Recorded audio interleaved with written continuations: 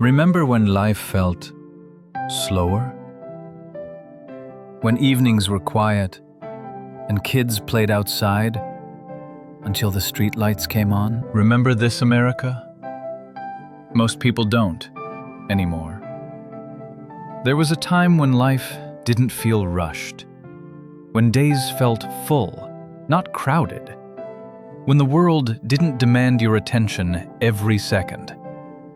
If you grew up in America before the 1990s, you may remember mornings that felt quiet and evenings that ended without noise. You didn't wake up to alerts. You didn't fall asleep scrolling. You lived inside the moment you were in. This isn't a story about blame. It's not about saying the past was perfect. It's about remembering how life felt. Because change didn't arrive all at once. It came slowly, quietly, until one day, the America we knew felt like a distant memory. Life once had a natural rhythm. Stores closed early, and no one complained. Sundays were quiet. Dinner was something families sat down for. Televisions had only a few channels, and somehow, that was enough. You didn't search endlessly for something better. You watched what was on, or you turned it off. The evening news came on at the same time every night. People listened, not because it was perfect, but because it felt steady. If you wanted to talk to someone, you called them. If they weren't home, you waited. Waiting wasn't stressful. It was normal. There was space between moments, space to think, space to breathe. Life didn't feel empty without noise. It felt peaceful. Neighborhoods felt different. You knew who lived next door. You knew who would help if your car wouldn't start. You knew who to trust. Front porches were used. Backyards were gathering places. Kids played outside without schedules. They made their own fun. Bikes, baseballs, scraped knees. Adults watched out for all the kids, not just their own. There was an unspoken understanding that everyone belonged. People talked face to face.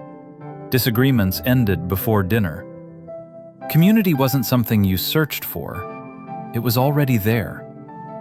And that sense of belonging made life feel a little safer and a little warmer. Work meant something different. Many people stayed at one job for decades, not because it was easy, but because it was dependable. You worked hard. You earned respect. You built something slowly. A paycheck could support a family. A home felt possible. The future felt planned. Work mattered, but it didn't consume everything. When the workday ended, you went home, and you were truly home. Evenings belonged to family. Weekends belonged to rest. There was pride in routine and comfort in stability.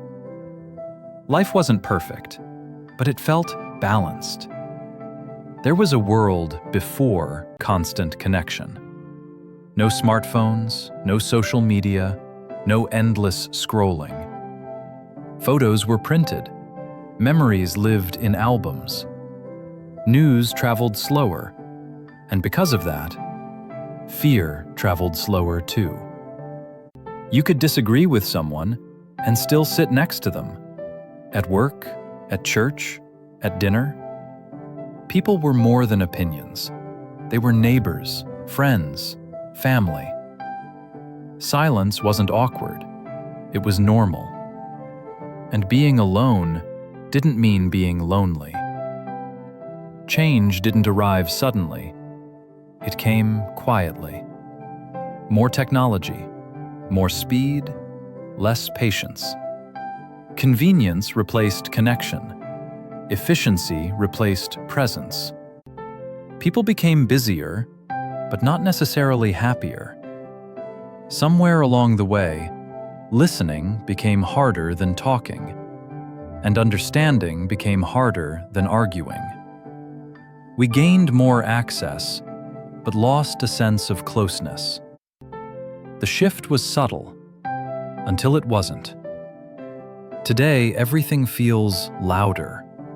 Opinions are shouted, outrage spreads quickly. Silence feels uncomfortable.